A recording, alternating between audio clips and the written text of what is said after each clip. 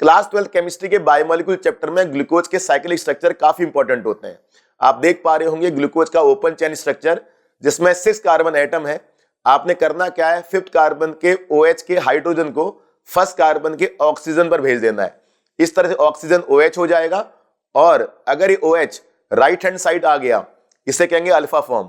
अगर ये OH left hand side आ गया इसे कहेंगे beta form. Alpha form beta form दो ग्लूकोज के साइक्लिक स्ट्रक्चर हो गए। अब देखिए, आपने 5th कार्बन के OH के हाइड्रोजन को ऊपर भेजा, बचा ऑक्सीजन। ये ऑक्सीजन 1st कार्बन और 5th कार्बन के बीच में आ गया, यानी कि 1st और 5th कार्बन की लिंकेज में आ गया। इस तरह से आपका 5 कार्बन का एक साइक्लिक स्ट्रक्चर बन जाएगा जिसमें 6 कार्बन एटम CH2OH उस साइक्लिक स्ट्रक्चर से बाहर हो जाएगा, रिंग से बाहर हो जाएगा। अल्फा एंड बीटा फॉर्म को हम एनोमर्स कहते हैं। एनोमर्स में डिफरेंस क्या होता है, 1st कार्बन के OH की पोजीशन का डिफरेंस होता है। अगर 1st कार्बन का OH राइट हैंड साइड रहा तो अल्फा फॉर्म, अगर 1st कार्बन का OH लेफ्ट हैंड साइड रहा तो बीटा फॉर्म। अब आपने alpha form and beta form को एक 5 कार्बन के साइक्लिक कंपाउंड की शक्ल देनी है जिसका नाम है पाइरेन। पाइरेन में 5 कार्बन एटम होते हैं और 1st और 5th कार्बन के बीच में ऑक्सीजन की लिंकेज होती है।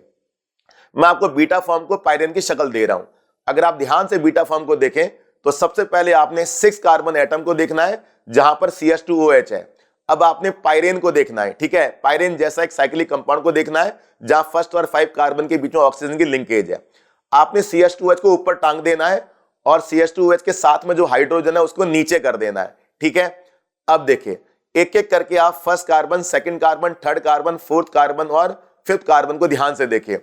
1st कार्बन में OH ऊपर है, H नीचे है। उसी तरह से आप साइक्लिक कंपाउंड में ऊपर OH कर दीजिए, नीचे H कर दीजिए। 2nd कार्बन में H ऊपर, OH नीचे। 2nd कार्बन में आपने H ऊपर कर दिया, OH नीचे कर दिया। 3rd कार्बन में OH ऊपर, H नीचे। इसी तरह यहां कर दिया। 4th कार्बन में H ऊपर, OH नीचे। बाकी CH2OH को तो आपने ऊपर टांग दिया है, हाइड्रोजन को नीचे कर दिया है। ये बीटा फॉर्म हो गई। अल्फा फॉर्म में आपने क्या करना है, 1st कार्बन के OH को अब नीचे कर देना है और H को ऊपर कर देना। इस तरह से बच्चों ये दो साइक्लिक कंपाउंड हो गए, alpha form and beta form. आखिर हमें साइक्लिक स्ट्रक्चर की जरूरत क्यों पड़ती है, इसके डिटेल जानने के लिए कमेंट बॉक्स में डिटेल वीडियो को आप देख सकते हैं।